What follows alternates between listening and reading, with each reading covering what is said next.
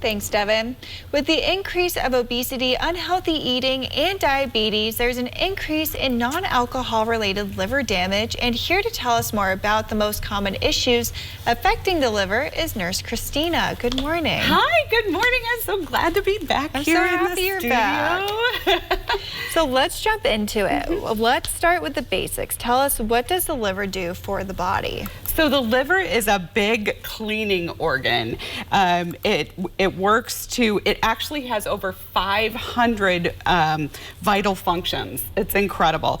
It works to help carry away and break down fats. It produces proteins and blood plasma. It carries cholesterol through the body and helps process and break that down, and takes away a lot of our medications, and our drugs are processed and filtered through the liver as well, and it regulates blood clotting. So those are kind of the big things. So it's a massive organ. It is a massive organ. It's very much needed, yes. And so what is the difference between fatty liver disease and cirrhosis? So fatty liver disease, they're not exactly sure what causes it. They're thinking it's kind of linked to unhealthy diets, so that are rich in fats. But fatty liver disease is more common. It's very common. We see it often. It's a risk factor for cirrhosis, and it can interfere with the functioning of the liver. But fatty liver does not alter the liver. Cirrhosis does. And fatty liver disease we can reverse, but cirrhosis of the liver we cannot. So that's good to know, because I remember watching Super Size Me, and he ate so much McDonald's because he was doing it for I think 30 days or 60 days that his liver turned to fat. But he was able to reverse it, but it took a long time to reverse those effects. It can, yeah, it really can. But it's good that, if you know you have it, it's good to take those steps. Yeah, and should we talk about those? We can roll right into the steps you can do.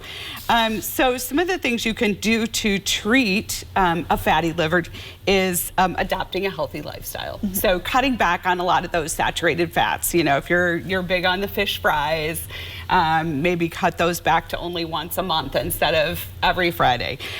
Losing weight, our belly weight is where we carry the worst, most dangerous fat. So losing weight or losing belly fat, you can even just lose it by turning that fat into muscle. And so that can improve. Definitely avoid all alcohol. Avoid things like Tylenol. That's a really big one that can damage the liver. Low sodium diets, eating plenty of proteins. Those are all really good things. Stopping the soft drinks, stopping fruit juices, sugar, stuff like that. Yeah. So those are all really good ways to try to reverse it. And are there specific symptoms people should look out for? There are. So some of the symptoms, people will feel kind of sluggish and fatigued. They're going to have maybe an enlarged liver that can be seen. If you're complaining of right upper belly pain, you can have an ultrasound done, and we can see if it's fatty liver or cirrhosis. And again, we can kind of tell because it will not alter, cirrhosis alters the liver.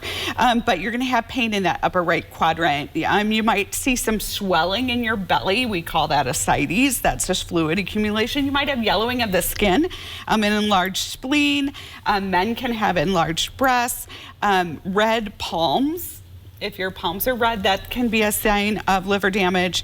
Internal bleeding, because again, the liver helps us with our clotting factors, and fluid retention those can all be big symptoms of something going on with your liver. And you want to see your doctor and talk to them about what possibly could be going wrong, because we can do some simple tests and determine if it's something we can fix, or, either way, you need to protect the liver. Perfect. Well, thank you so much for giving us all those tips and the symptoms to look out for so people can be cognizant of that. And thank you so much for joining us and coming back to the couch. Absolutely. I love being here. Glad to be back. Perfect.